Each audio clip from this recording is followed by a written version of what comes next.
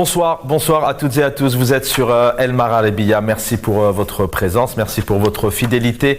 Soyez les bienvenus. La rétro-info de la semaine avec nos invités.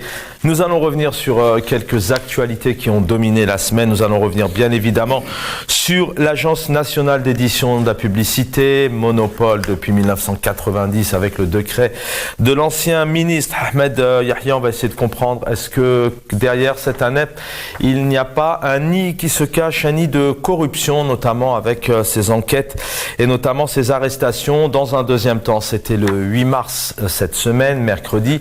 Qui dit 8 mars, dit journée internationale des droits donc pour les femmes. On va y revenir, on va essayer surtout de comprendre qu'est-ce qu'a voulu démontrer le pouvoir algérien, notamment en faisant toutes ces sorties, ces commémorations, ces hommages en grande pompe, des hommages festifs notamment, mais où est réellement le pouvoir, notamment auprès des femmes, des étudiantes, des lycéennes, des jeunes femmes.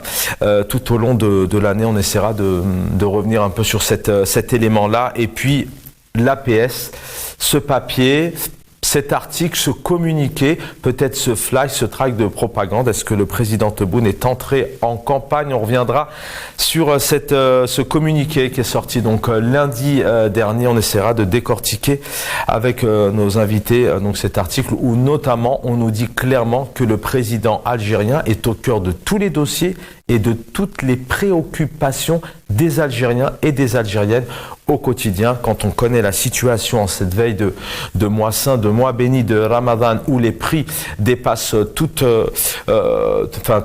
concurrence, mais dans l'autre sens, puisque ça prend des proportions pas possibles, des prix vraiment exorbitants, et puis encore une fois des pénuries sur certains produits de première nécessité. Donc on essaiera de comprendre un peu en quoi le président algérien est proche des Algériens et des Algériennes depuis 3 ans et demi maintenant. Je vous parlais du pouvoir d'achat, mais on va revenir bien évidemment sur le champ médiatique, le champ politique qui est totalement fermé, la classe politique, les syndicats. Pourquoi en Algérie il n'y a pas, par exemple, un président qui se réunit lors d'une émission en direct avec des citoyens, des citoyennes, toute une jeunesse face à lui afin de lui poser certaines questions. Pourquoi les Algériens n'ont pas le plaisir et l'honneur ou la possibilité de pouvoir rencontrer leur président, puisque il y a aujourd'hui aussi un gros problème de légitimité, un degré d'illégitimité au sein du pouvoir algérien. Avec nous sur le plateau, Abdelrahim Moussawar, militant politique universitaire, militant FFS, bonsoir. Bonsoir Chaban, bonsoir Azouao, bonsoir à tous les téléspectateurs de El Marhalebiya, merci pour l'invitation. Merci d'être parmi nous. Vous l'avez salué. Azoua Ouchemolouk, bonsoir. Militant politique, Hirakis, merci d'être avec nous ce soir. Bonsoir Chaban, bonsoir Rahim, bonsoir aux téléspectateurs qui nous regardent actuellement, bonsoir à toute l'équipe technique et merci pour l'invitation. Messieurs, une première question comme ça à chaud. Monsieur Lamamra a disparu des écrans depuis maintenant plusieurs jours. Les réseaux sociaux, voilà, pour en citer quelques-uns que vous pouvez retrouver notamment sur nos pages. Peut-être qu'il est sur la voie du garage, peut-être qu'il est tout simplement parti se reposer chez lui. En France, 2024, il est le représentant d'un courant, entre parenthèses, clan du pouvoir, donc il peut être le candidat idéal, un vrai enfant du système. Il y a Bilal Baba qui nous dit aussi, dans tous les pays du monde, les personnes âgées vont à la retraite et se reposer, sauf en Algérie. Ils sont incapables de gouverner dans un pays où 75% des jeunes, et quand ils prennent leur retraite, ils vont chez eux. En France, vous comprendrez un peu ici. Nous avons un autre internaute qui nous dit: je pense qu'il se prépare pour 2024. Il est où le ministre des Affaires étrangères, Azouf Chemrouk, Abdelrahim Moussawar? Vas-y, Rahim. Je pense que la question elle est un peu difficile. Il est où? Peut-être lui-même déjà il sait où il se trouve. Personne ne pourra nous répondre mieux que lui, mais je pense que la Mamara fait partie de ces personnages qui ont longtemps servi le système en Algérie. Vous savez qu'ils ont toujours eu cette faculté de faire dans le recyclage, c'est-à-dire parfois on met des personnages, des responsables politiques dans l'armoire et lorsqu'il le faut, on les ressort pour les sales besognes, comme ce fut le cas d'Ahmed Yahya à une certaine époque. Tout le monde pensait que c'était la traversée du désert. Et finalement, à chaque fois que le système algérien a besoin de ses services, il en faisait appel. Je pense que c'est le cas il faisait appel à Yahya. Ça doit être le cas de la Mamra aujourd'hui. N'oublions pas que quand il y a eu le début des manifestations, des marches populaires, le Hirak, en 2019, à un certain moment, le système algérien avait besoin de revoir ses cartes géopolitiques à l'international. Donc c'était Ramadan la Mamra qui l'envoyait à l'étranger, à l'international. Là, nous sommes, c'est vrai, c'est une réalité, on est, c'est-à-dire techniquement, on est à une année d'une élection présidentielle qui devrait normalement être dans un pays qui se respecte, un grand événement. Et dans les pays démocratiques, ça se prépare dès la fin, c'est-à-dire dès le début du mandat précédent. Mais là, on n'en parle pas. On sait pertinemment et nous avons des preuves, c'est-à-dire en faisant des analyses sur ce qui se passe dans la nature de ce système en Algérie, une guerre de clans qui ne dit pas son nom, peut-être articulée autour de la présidentielle de 2024. Est-ce qu'ils sont parvenus, comme là, ça a toujours été le cas pour le système en Algérie, est-ce qu'ils sont parvenus à avoir un candidat consensuel entre les différents clans? Est-ce que chaque clan prépare son candidat?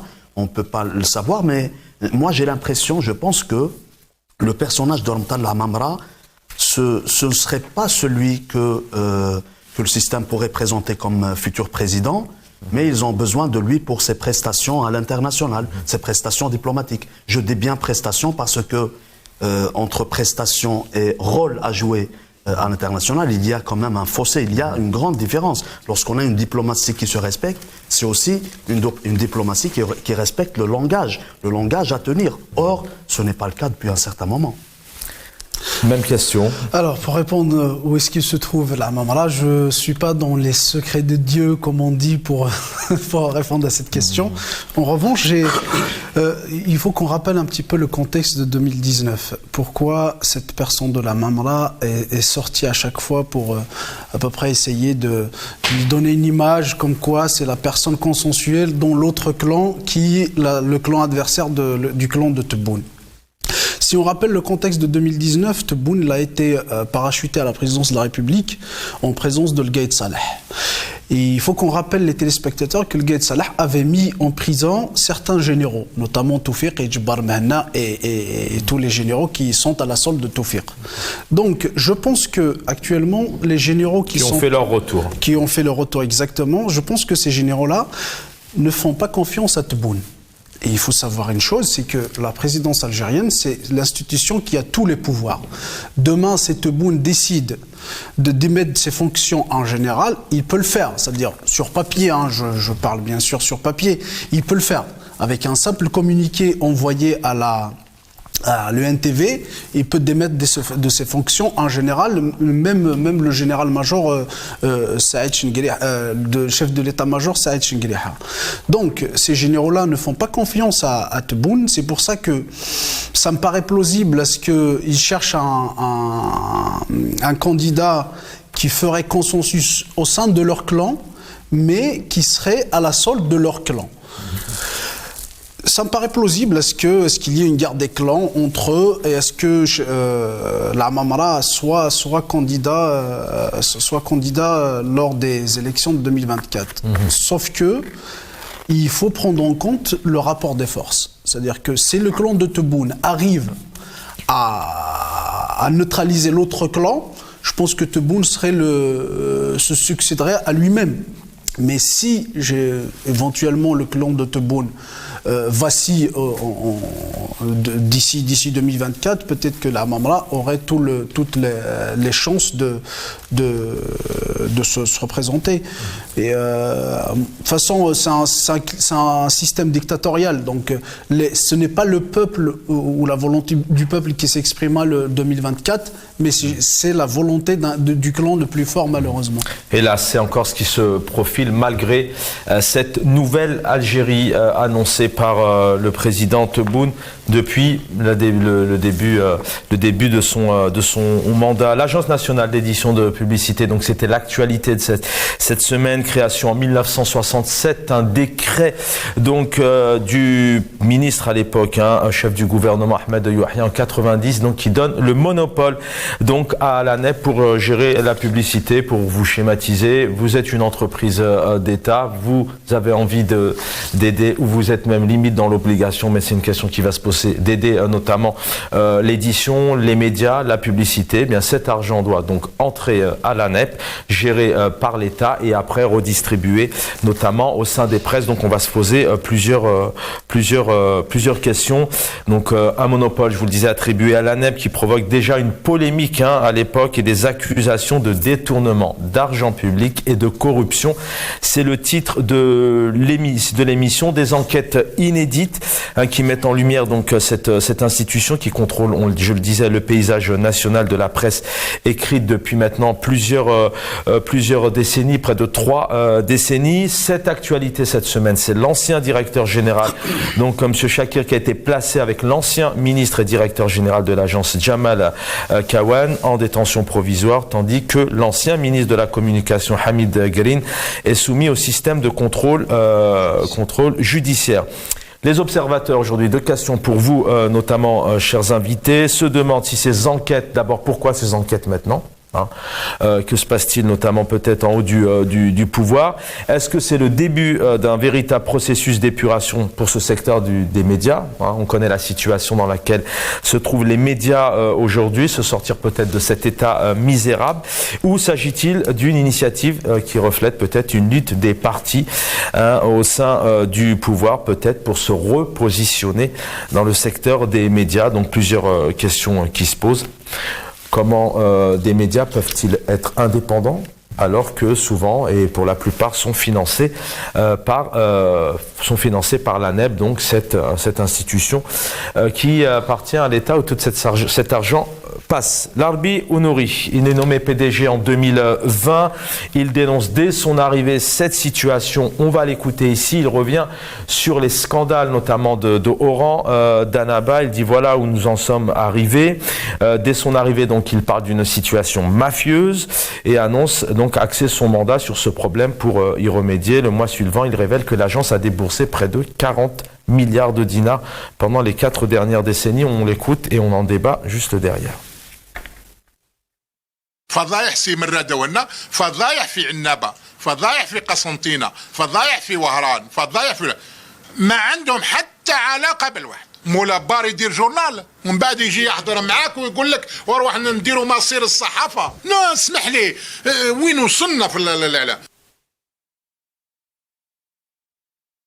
Voilà pour Monsieur Ounouri, messieurs, et il avait aussi précisé, le quotidien Ennahar a obtenu 113 milliards de dollars, tandis que le temps d'Algérie a eu 50 milliards de centimes, soulignant que 23 journaux ont cessé à l'époque de paraître, faute de publicité pendant l'ANEP. D'abord, une réaction, cette agence, comment on peut avoir des médias indépendants en Algérie lorsque cette agence, elle a le monopole de la publicité au sein des médias? Abdelrahim Moussaouer.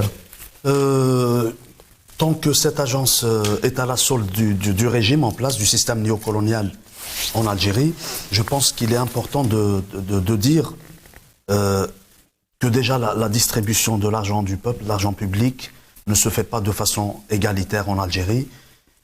Pour aller droit au but, lorsqu'il y a des médias qui sont à la solde de ce système, et nous connaissons tous des médias audiovisuels, écrits, la radio, etc., on peut leur donner plus de possibilités de faire dans la publicité. Parce que l'une des particularités des systèmes totalitaires, c'est d'enrichir davantage, plus qu'il en faut, ceux qui leur sont garantis.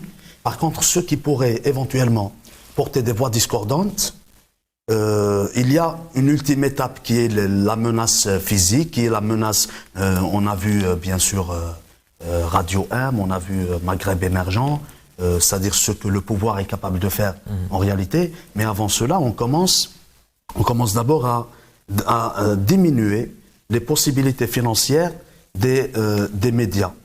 Par exemple, un journal qui s'appelle Fajr, qui peut, en une seule journée, consacrer, c'est-à-dire dans le quotidien, dans son quotidien d'une vingtaine de pages, jusqu'à 8-9 pages de publicité. Sachant que ça fait gagner énormément d'argent. Et lorsqu'il y a un média écrit, comme peut-être Liberté et L'Ouatan, qui peuvent avoir sur leur page des contributions qui ne sont pas favorables à ce système, qu'est-ce qu'on commence à faire? On diminue le nombre de pages de publicité, ce qui diminue les possibilités financières de ces médias, ce qui fait qu'à un certain moment, c'est la mise à mort des médias, des journaux. Les journalistes, on a vu récemment des journalistes de L'Ouatan qui n'ont pas été payés depuis des mois et des mois, d'autres journaux qui ferment. On pense aussi à Reporter en Algérie, c'est un journal qui ferme. Liberté qui a fermé aussi parce que, qu'on le veuille ou pas, malgré des divergences qu'il peut y avoir, c'est des médias là où on peut lire quand même une certaine presse, une certaine presse libre, des journalistes qui font leur travail. D'ailleurs là, entre parenthèses, je salue le travail de tous ces journalistes et de tous ces journalistes en Algérie qui continuent de lutter quotidiennement, malgré le manque de salaire, de paye, qui continuent de travailler pour transmettre l'information. Donc il y a la mise à mort de ces médias. Est-ce qu'on peut avoir des médias ou une ouverture médiatique dans un système où l'Agence nationale d'édition et de publicité contrôle toutes les finances des journaux? C'est la même chose que les partis, les syndicats. Donc la fermeture du champ médiatique qui se fait de façon la plus dangereuse aujourd'hui en Algérie. Avant de comprendre, Kouarim, ces enquêtes-là maintenant, qui sont d'ailleurs des enquêtes inédites, de savoir ce qui se passe là-haut au sein du pouvoir, d'abord l'existence, Zouab Chamouk, de cette agence. C'est vrai que ça peut paraître comme ça. Bon, alors on sait que par exemple, en France, il y a 4-5 gros patrons qui possédaient les médias, mais on ressent tout de même une certaine liberté, une certaine démocratie dans l'expression, dans les questions, on en parlera tout à l'heure, mais les invités politiques sont en direct, etc. D'abord, l'existence de cette ANEP en Algérie pour financer les médias notamment. Ça reflète une chose, ça reflète le système totalitaire dans lequel est l'Algérie. C'est-à-dire que tout est centralisé à des fins de propagandistes qui vont dans le sens du pouvoir. Et si on a fait ça, c'est-à-dire que cette agence elle a été créée justement pour subventionner, je dis bien subventionner les médias, mais c'est des médias qui vont, comme disait Rahim tout à l'heure, qui vont dans le sens du pouvoir algérien, qui vont pas dans... Même si on a vu sous l'ère de Bouteflika des subventions qui allaient pour des journaux, on va dire, opposants à Bouteflika, mais le système à cette époque qui n'avait pas l'idée, il ne croyait pas que le peuple allait les brûler un jour. Donc c'est pour ça qu'il se disait, voilà, même si on donne quelques miettes à ces journaux qui sont opposants, mais ils ne sont pas en mesure quand même de renverser la vapeur, comme on dit. Mais j'aimerais juste rappeler quelque chose, c'est-à-dire sous l'ère de Bouteflika, il y avait un colonel qu'on appelait colonel Fouzi, je crois, il s'appelle comme ça, qui était à la tête de la cellule média, si on peut l'appeler comme ça, parce qu'il faut savoir, au sein des services secrets algériens, il y a un département, c'est-à-dire qui est en charge de la communication et des médias. Donc tout va et tout passe par cette cellule. Donc cette cellule est au courant de tout, elle dicte, elle valide, elle valide même des lignes éditoriales et puis elle décide à qui octroyer les subventions. Donc si vous êtes un journal objectif qui va dans le sens du professionnalisme, si vous n'êtes pas rentrez pas dans les lignes de cette cellule de communication, et vous n'aurez pas de subvention. En conséquence, vous êtes mort. C'est-à-dire que quand on vous ferme les vannes, donc il n'y a plus de publicité, il n'y a plus de vente de journaux. Vous savez qu'en Algérie, les ventes de journaux représentent quasiment rien du tout. C'est-à-dire c'est la publicité qui fait marcher la presse, notamment avec l'avènement de la presse électronique. Donc on ferme, on trouve d'autres moyens pour fermer. C'est-à-dire que aux yeux de l'opinion publique, c'est-à-dire c'est un problème financier ou économique, mais réellement c'est un problème politique, c'est-à-dire que c'est le pouvoir qui ferme les vannes à ces journaux. Donc, mais on le vend comme c'était un problème de gestion dans ce. Ce que je veux dire, c'est qu'il y a de l'argent qui pourrait être redistribué, mais vu que le média ne rentre pas dans la lignée politique et éditoriale du pouvoir. On lui ferme les vannes, c'est comme ça s'est passé pour le Liberté, et comme ça va se passer pour d'autres malheureusement. On va lui fermer les vannes, et on a vu même avec Radio M et Maghreb Émergent, on lui a même traficoté des accusations qui n'ont aucun sens. C'est-à-dire que le Qadi Ihsan, c'est sa fille qui lui a envoyé de l'argent, un peu comme fait toute la diaspora algérienne à l'étranger. Ils envoient de l'argent à leur famille. Donc, et de façon légale, hein, de façon légale. Associée dans. Oui, bien sûr. Donc après, ils sont allés jusque là, donc le pouvoir algérien. Donc je trouve pas, je vois pas l'empêchement qui va le laisser à ce qu'ils viennent pas à ce stade de fermer les vannes aux médias algériens. Ça reflète une chose, c'est que ça reflète le système totalitaire algérien. Et ça va dans tous les sens. Hein. C'est que ce soit dans le côté financier ou que ce soit dans l'arsenal juridique. On voit donc le code de l'information qui est hyper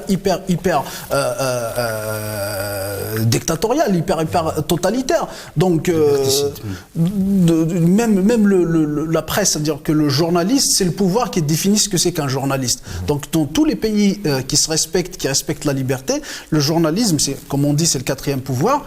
Mais en quelque sorte, c'est aux journalistes de se définir s'il est journaliste ou pas. C'est-à-dire, il y a cette liberté. Mais dans le pouvoir algérien, c'est lui qui définit ce que c'est qu'un journaliste. Et qui est ou pas un journaliste. Journaliste. Même ils sont devenus des khabardjia maintenant, malheureusement. Je rajoute juste un point. Il me semble important de le soulever. Il n'y a pas un journal en Algérie, un quotidien écrit, qui n'a pas de dette envers l'imprimerie. À chaque fois qu'on décide de la mise à mort d'un journal peut-être de l'opposition, qui ne partage pas la même ligne politique que le système en Algérie, qu'est-ce qu'on trouve comme prétexte? C'est les dettes qu'il a envers l'imprimerie, etc. Alors que les journaux qui ont plus de dettes aujourd'hui envers l'imprimerie nationale, c'est le Nahar Chourouk. Il y a plusieurs années de cela, c'était des centaines de milliards qu'ils devaient à l'imprimerie. Alors qu'en réalité, leur mise à mort, c'est l'ultime étape. Après les menaces individuelles envers les journalistes. Vous ne faites pas votre travail. Demain, parfois, il y a des contributions, il y a des articles de journaux qui sont supprimés à la dernière minute avant l'impression. Tout simplement parce que ça ne s'inscrit pas sur la ligne politique du système. Disait Rahim, pour rebondir à ce qu'il disait, c'est vrai qu'il y a aussi ce volet de l'impression. Parce qu'en fait, si vous voulez, la presse algérienne, elle n'est pas libre en termes d'impression. C'est-à-dire qu'elle imprime chez l'État. Donc c'est l'État qui lui imprime ces journaux. À un certain moment, je crois qu'il y avait le Khabar et le Watan qui ont eu leur indépendance par rapport à l'impression, mais je ne sais pas actuellement s'ils continuent à imprimer chez l'État ou ils impriment avec leurs propres moyens. Donc il y avait ce volet aussi de l'impression, c'est-à-dire que où l'État le pouvoir a ce levier de pression contre les journaux. Messieurs, dernière question sur cette actualité.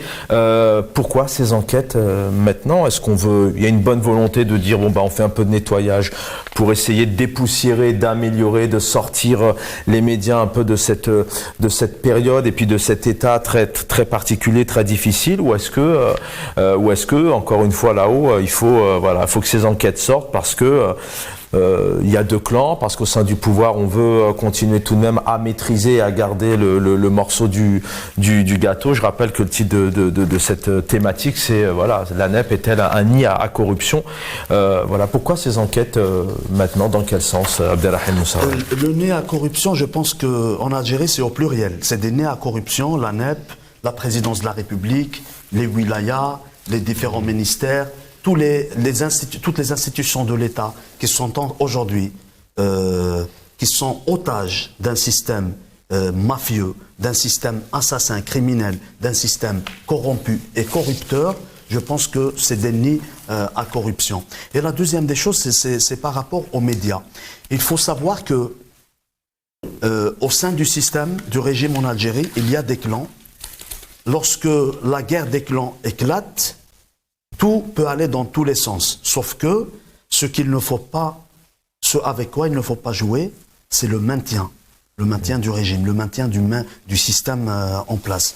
Quelle que soit la guerre des clans qui peut se faire, l'essentiel c'est que ce régime, même avec tous ses clans, maintienne c'est-à-dire son hégémonie sur toutes les institutions en Algérie. Et lorsqu'on parle des médias, à une année de l'élection présidentielle, je pense que ces tentatives, nettoyage, enquête de corruption, etc., quelque part, le système, il peut peut-être faire d'une pierre deux coups.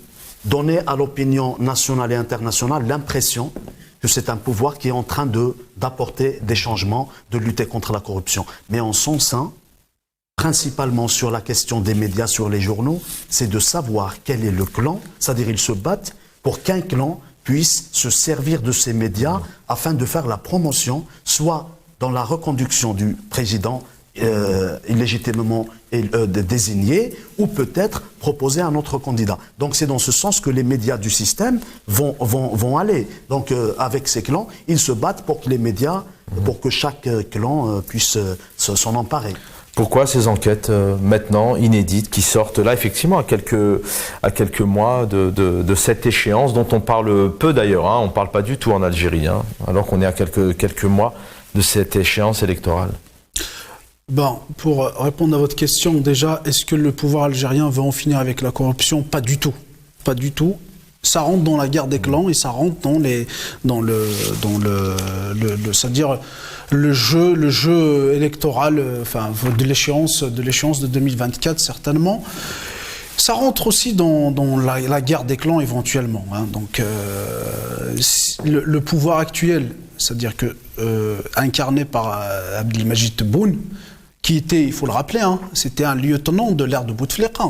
Donc, en fait, si vous voulez, ce qu'on appelle aujourd'hui le Jazaïr al-Jadida, l'Algérie nouvelle, c'est que, à mon sens, c'est la promotion des lieutenants de l'ère Bouteflika dans l'Algérie nouvelle. Donc, tous ceux qui étaient lieutenants, ils sont devenus aujourd'hui capitaines ou commandants dans l'Algérie de Abdelmajid Tebboune.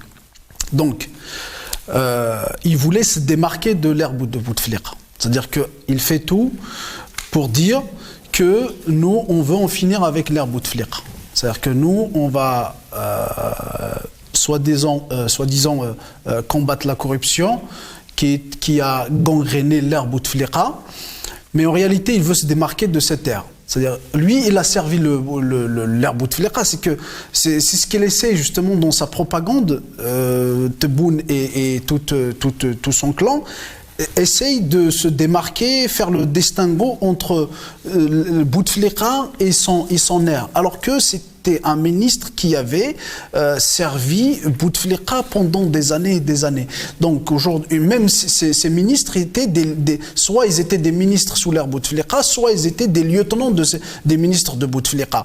Donc ils veulent se démarquer dans un système de propagande pour dire que nous, on veut en finir avec l'ère Bouteflika et l'Algérie nouvelle, c'est ça, c'est-à-dire c'est d'y aller dans le sens où vraiment nous sommes je ne sais pas si on peut l'appeler comme ça, mais nous sommes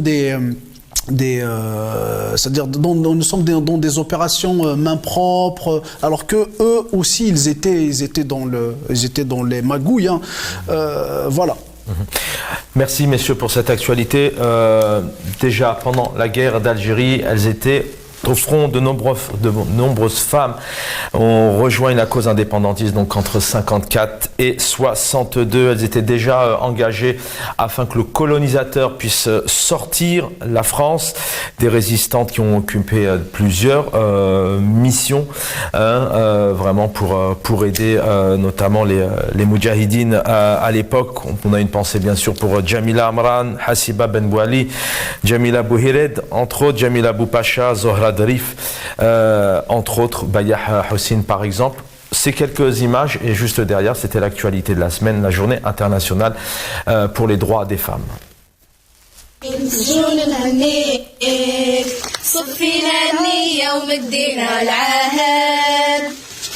خوائني قاعدي زالجيريا اوبجيكتيف واحد اوه كلمة للمامة ما راناش حابسين اوه ما عندنا بنسجون نهنيك صفينا النية ومدينا العهد خوائني قاعدي زالجيريا اوبجيكتيف واحد اوه كلمة للمامة ما راناش حابسين اوه ما عندنا بنسجون نهنيك صفينا النية ومدينا العهد. On revient sur l'actualité de la semaine. C'était le 8 mars, messieurs, avec nos invités. Cette semaine, voilà, Yamina Marraoui qui revenait sur ce manque de volonté du pouvoir politique, notamment de mettre des moyens autour du travail, de l'éducation, le travail qui est émancipateur, notamment pour, entre autres, mais là on parlait des droits des femmes, mais pour les Algériens et les Algériennes, par exemple, on a le docteur Lamia Boudissa qui nous disait aussi que comment être émancipé, comment bien se sentir en famille, alors que souvent les mamans, elles sont aujourd'hui encore amenées à chercher de l'eau, des produits de première nécessité, par exemple. Voilà un mot, on va prendre quelques minutes tout de même pour revenir sur cette actualité. D'abord peut-être un mot de tout temps. Les femmes, elles sont au front, elles étaient là au Hirak, elles ont certainement signé, elles signent encore la longévité, le pacifisme de ce Hirak. Je parlais de la révolution, et elles sont encore là en Algérie. Chaque année, elles sont là notamment pour marcher, pour défendre leurs droits, pour sortir parce qu'elles n'ont pas de réponse, notamment parce que leurs enfants ont disparu il y a quelques années, que le pouvoir algérien refuse de donner des informations. Je pense que concernant la femme algérienne, précisément, c'est-à-dire de façon très très particulière, rien que sur le plan social, puisque tu as cité un mot très important, je pense, le pacifisme. Nous avons tous vu, observé par des moments que à chaque fois qu'il y a la moindre violence, il suffit qu'une femme algérienne s'incruste sur la scène et que les esprits s'apaisent, les esprits se calment. C'est dans cette perspective que personne n'oubliera, je pense, le vendredi 8 mars 2019, lorsque le système néocolonial en Algérie s'est aperçu que le peuple qui est sorti par des millions n'était pas là seulement pour dénoncer le 5e mandat. Alors on a quelques images, on va demander à Hakim en régie de nous diffuser ces images pendant qu'on échange. On a ces images de cette époque, notamment en 2019 et en 2020. Excusez-moi. Donc le 8 mars 2019, c'était le quatrième, c'était le troisième dimanche, le troisième vendredi du Hirak de la Silmiya en Algérie. Un pouvoir en place qui s'apercevait de plus en plus que les millions d'Algériens qui sont sortis dans les rues n'étaient pas là seulement pour dénoncer le 5e mandat de Bouteflika ou dénoncer un clan du régime. Il s'est aperçu que ce peuple, ces millions d'Algériens, sont sortis pour un changement radical et pacifique de tout le système de gouvernance, de tout le système en Algérie. Et habituellement, ce système a toujours répondu, a toujours réagi de la façon la plus violente qui soit, a toujours réagi de la façon la plus inhumaine en termes de division, en termes d'insultes, en termes d'outrance verbale, en termes d'invectives, en termes d'accusations mensongères envers le peuple. Et le 8 mars, on était tous témoins qu'à Alger, à Constantine, à Annaba, à Bdjaïa, Tizi Ouzou, Ghardeia, dans toutes les villes algériennes, il y a eu des tentatives d'inscrire le Hirak dans la violence. Le pouvoir a utilisé ses baltadjia. Il a ramené des repris de justice. Il a ramené des voyous. Il a même déployé un dispositif sécuritaire sans précédent, rien que pour amener les Algériennes et les Algériens dans la violence. Et qui s'est mis au devant de la scène pour dire: vous n'allez pas toucher à nos enfants, vous n'allez pas toucher à nos frères, vous n'allez pas toucher à nos parents. C'était les femmes algériennes qui ont assuré magistralement ce jour-là et qui ont inscrit de façon définitive la Silmiya dans l'esprit du Hirak. Voilà, Donc, on a ces quelques images lorsque vous échangez avec nous. Voilà, on a ces femmes, c'est le 7 mars 2020 à Alger. Donc les CRS qui ont tenté de provoquer pour que les marches deviennent violentes, eh ben c'est mal tombé parce que c'était déjà le 8 mars, la journée mondiale de la lutte pour les droits des femmes. En même temps, les femmes algériennes se sont mises au devant de la scène pour protéger le Hirak. Donc la femme algérienne, je pense que c'est la garantie et c'est le garant de la Silmiya du Hirak. Et si tu me permets, Chaban, je voulais seulement dire un mot quand on revient à la guerre de libération, soit 54, 62, et bien avant, bien sûr. S'il n'y avait pas ces femmes algériennes de l'Est, d'Est en Ouest, du Nord au Sud, qui alimentaient, qui soignaient, qui donnaient du courage à leurs fils, je pense que l'Algérie n'aurait pas eu son indépendance. Peut-être un mot pour pousser, je pense que vous allez un peu dans le sens de ces analyses, mais pendant ce Hirak, on a vu toutes les femmes représentées, les étudiantes, les lycéennes, les jeunes enfants, laïcs, pas laïcs, peu importe sa tenue, peu importe son expression. Ce peuple, ce sont aussi les femmes qui montrent cet exemple d'union vers ce changement de système. On a vu vraiment toute la famille algérienne réunie.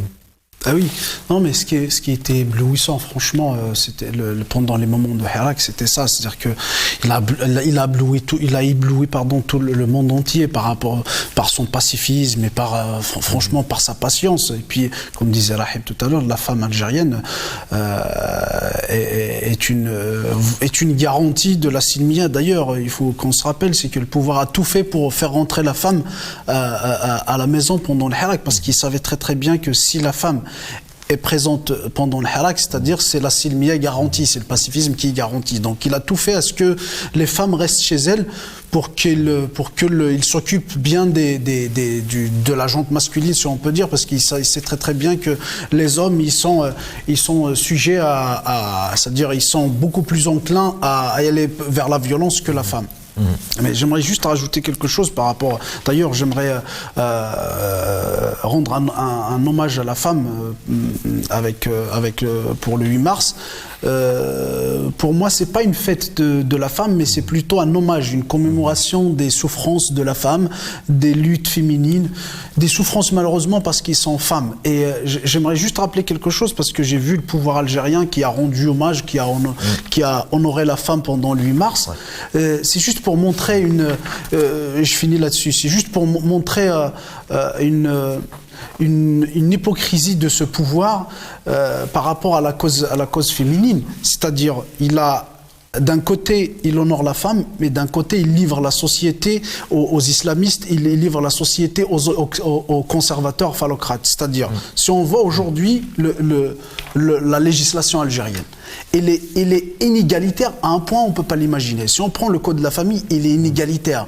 Si on prend dans la législation algérienne, elle est inégalitaire. Donc c'est un système qui promeut l'inégalité entre hommes et femmes, et en contrepartie, il vient honorer la femme. C'est une forme d'hypocrisie et c'est une forme de mépris à l'égard de la femme, à mon sens. Alors on a les images, c'était l'axe suivant, bien évidemment.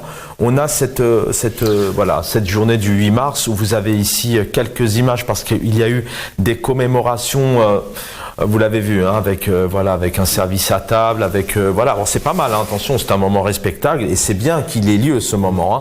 Mais la question qui se pose aujourd'hui, c'est qu'est-ce qu'a voulu démontrer le pouvoir. Je vous le disais tout à l'heure, on a eu quelques invités cette semaine qui nous disaient, je vous disais par exemple le docteur Lamia Boudissa qui nous disait une femme épanouie, c'est une famille, des enfants épanouis qui ne doit pas spécialement courir vers des fournitures scolaires parce que c'est trop cher, vers de l'eau, vers du gaz, vers des produits de première nécessité.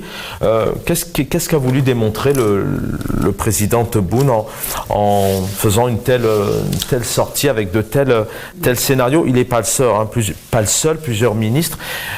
Alors que tout de même, on ne peut pas dire que le droit des femmes est quand même très présent en Algérie tout au long de l'année, que la femme est mise à l'honneur tout au long de l'année. Pourquoi cette journée, à ce moment-là? On prépare l'élection. Dans un système totalitaire, Et l'homme et la femme souffrent quotidiennement du marasme économique, social, des interdits linguistiques, des interdits culturels. La femme en Algérie, lorsqu'on regarde tous les dictons, toutes ces pratiques langagières, tendent vers un seul point, ce qui nous dit que la femme, c'est le pilier de la famille. Si on sépare aujourd'hui, parce que dans un pays qui se respecte, ce genre d'occasion, bien sûr, peut être salutaire, mais au-delà de ça, il y a des femmes qui croupissent dans les prisons de ce pouvoir criminel. Il y a des femmes, il y a des profs universitaires, il y a des mères de famille qui sont quotidiennement dérangées, qui sont quotidiennement convoquées par la police, par la gendarmerie. Il y a des femmes qui passent toutes les semaines devant le juge, qu'il y a des femmes qui passent toutes les semaines pour signer au commissariat. Elles n'ont pas le droit de quitter les ESTN, des femmes qui n'ont pas le droit de quitter le territoire algérien. Ce n'est pas pour parler de la junte masculine, mais pour dire que la femme dont on vante l'existence, la présence, le rôle à jouer dans la société par ce régime comme l'a dit Azouaou, ce système qui s'inscrit dans une outrance d'hypocrisie. Regardons ce qu'il se passe réellement dans la société. Est-ce que la femme algérienne est épanouie dans la société? Lorsqu'un papa, un père de famille, lorsque des enfants n'arrivent pas à subvenir aux besoins de la famille, n'arrivent pas à s'acheter un sachet de lait, n'arrivent pas à avoir un minimum, ne serait-ce qu'une petite quantité de semoule qui constitue dans nos sociétés les produits alimentaires de première nécessité, quelle serait la réaction de la maman? Quelle serait la réaction de la sœur? Donc le destin d'un pays, c'est le même pour toute la société, mais la femme algérienne, elle souffre de plus en plus, elle souffre davantage dans la société algérienne. Avant de passer à la dernière actualité, d'ailleurs c'est lié, peut-être une réaction aussi sur ça. Oui, malheureusement, elle souffre, c'est comme disait Rahim tout à l'heure, c'est qu'il y a des souffrances liées à la politique, à la dictature et tout, c'est-à-dire que et l'homme et la femme, mais il y a des souffrances plus que les souffrances politiques ou économiques, c'est des souffrances parce que c'est une femme. Et ça, c'est qu'il n'y a pas que le problème, c'est-à-dire le régime algérien. Donc le pouvoir algérien, il l'encourage parce qu'il est dans une espèce d'alliance pour se maintenir au pouvoir. Donc il cherche des alliances avec, si on peut dire, des conservateurs phallocrates. Donc et pour se maintenir au pouvoir, il cherche des alliances. Il leur donne des concessions dans la société, que ce soit à l'école, que ce soit pour les codes de la famille ou dans la législation ou dans la justice.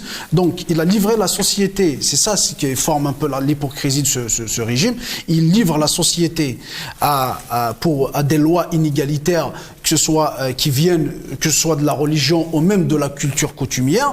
Donc il livre la société à ce genre de pratiques, et la femme, on souffre, c'est-à-dire et on est c'est-à-dire la première victime de ces lois et même des pratiques sociales.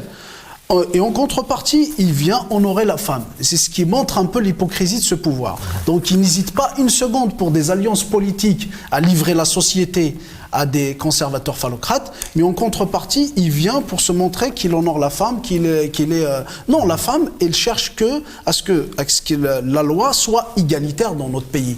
Elle ne cherche pas à ce qu'on lui offre un bouquet de fleurs ou un cadre. Elle cherche à ce que les lois réellement soient égalitaires. Aujourd'hui, si on prend le code de la famille, le code de la famille qui est inspiré de la charia, après, je ne suis pas contre à ce qu'il y ait une liberté religieuse dans mon pays. On défend ça, justement, à ce qu'il y ait une liberté religieuse et chacun pratique sa religion en toute liberté, sauf qu'il faut qu'il y ait du consentement.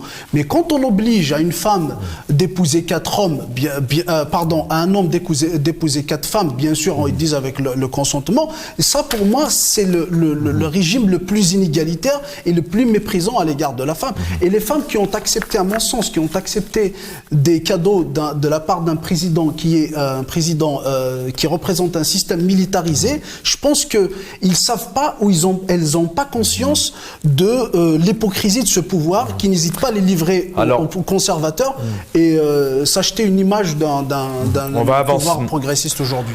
Très bien, et consentement, et vous faites bien de le souligner, et en cette veille d'ailleurs de l'un des 5 piliers de l'islam, cette veille de mois de Ramadan, la religion est tout autre. Hein, on est plutôt dans le respect, dans la paix, l'apaisement. Ce sont des réelles valeurs universelles, et tout ça n'est pas lié à la religion, c'est surtout ce que l'homme en fait. On va continuer, on va changer le titre de l'émission, on va revenir sur le président Tebboune, hein, qui est proche et soucieux de ces Algériens. Messieurs, je vous donne comme ça deux, trois éléments de ce communiqué, de cet article, de ce fly, de ce track, de cette propagande. Question que je vous pose vraiment. Ici, on dit lundi dernier sur l'APS, un suivi rigoureux de tous les dossiers avec les moindres détails auxquels le président accorde une attention toute particulière. Est-ce que c'est un article qui lance un deuxième mandat? Les Algériennes et les Algériens, aussi bien à l'intérieur qu'à l'extérieur du pays, désormais accoutumés à un président orateur avec une capacité de conviction, messieurs, qui s'intéresse aussi à ses discours pour l'intérêt particulier qu'il accorde aux détails, ce qui l'a placé en position de garant par les faits et gestes du quotidien et du bien-être du citoyen, du citoyen, une priorité absolue. On nous parle aussi d'une confiance qui constitue le capital donc du président et donc l'attachement d'Abdelmadjid Tebboune, président, aux détails dans ses orientations et ses discours qui font un signal de l'observateur attentif qu'il est de ce qui se passe dans tous les secteurs. Quand vous lisez ça, messieurs, voilà, je vous laisse échanger pour terminer sur le fond, sur la forme. Est-ce que Abdelmadjid Tebboune est entré en campagne électorale? Quand on voit la situation du pays depuis 3 ans et demi, est-ce qu'on peut dire qu'aujourd'hui, le président Tebboune est vraiment proche des Algériens et des Algériennes? Abdelrahim Moussaouer. À lire ses propos, à lire ses lignes d'APS, de presse, de certains journaux, journaleux du système, qui sont là rien que pour faire la promotion d'un président désigné par la junte militaire. Et ils auraient pu dire aussi que c'est un président qui fait grandement d'une preuve d'alacrité, comme on l'a entendu avec Bouteflika il y a quelques années de cela. Un président qui suit. Vous savez, le langage, c'est les éléments, ou peut-être l'élément le plus utilisé dans le domaine de la trahison langagière, qui passe avant toute autre considération. Parce que le peuple, les citoyens, quand ils lisent des journaux, donc c'est de la presse écrite, quand ils écoutent la radio, c'est de la presse audio, quand ils entendent ou regardent la télé, c'est de la presse audiovisuelle. Donc on leur parle de cette façon, c'est-à-dire on fait la promotion d'un mensonge d'État. Un président qui n'a jamais, pendant 4 ans, qui n'a jamais mis les pieds, ne serait-ce que dans une wilaya en Algérie, qui a fait de la campagne électorale de 2019, sa campagne électorale, il a fait des visites, des rencontres des citoyens, le cheval de bataille de sa campagne électorale, qui n'a jamais rendu visite à une wilaya. Aujourd'hui, on nous parle du suivi, la reconsidération de la question sociale, économique, culturelle. Et je termine par une réponse à lui donner. Lui qui parlait de la diaspora algérienne à l'étranger en disant « Faites ce que vous voulez, je suis votre protecteur. N'oublions pas que la France a jeté les Algériens dans la Seine. » Il a dit le 11 décembre 1960. Je lui rappelle seulement que c'était les événements, le massacre du 17 octobre 1961. Et quand on est président de la République d'un pays aussi grand que l'Algérie, on devrait respecter son histoire. 1 minute 5 secondes chrono. La dépêche que de l'APS. En fait, il parlait de. Ils sont pas dans une campagne électorale. Ils sont dans une campagne propagandiste. Et là toute la différence. C'est-à-dire, si on était dans une démocratie, on aurait dit que le président est en campagne électorale avant l'heure, comme ça se passe un peu dans les démocraties qui se respectent. Mais nous, c'est pas. On sait très très bien que c'est Tebboune ou le clan le plus fort qui aura son président qui sera élu entre guillemets en 2024. Sauf si le peuple décide de prendre en main sa destinée et d'y aller dans le sens de voilà, dans ce sens. Donc ils sont dans une propagande et puis Tebboune, il parlait d'orateur, mais je tombe des nues. Hein. Tebboune, un orateur qui garantit un garant, mais je trouve pas des mots pour qualifier là cette situation malheureusement. C'est vrai que c'est à relire, mais quand on voit les 3 ans au pouvoir, c'est vrai que pour l'instant le quotidien des Algériens c'est plutôt de plus en plus difficile. Merci à tous les deux, messieurs Azouab Chemrouk, merci Abdelrahim Moussaouar. Dans quelques instants, vous avez normalement rendez-vous avec l'édito de Jamaldine Benchenouf Al-Umq. Dans quelques instants, j'aurai le plaisir de vous retrouver la semaine prochaine. Bonne soirée à tous.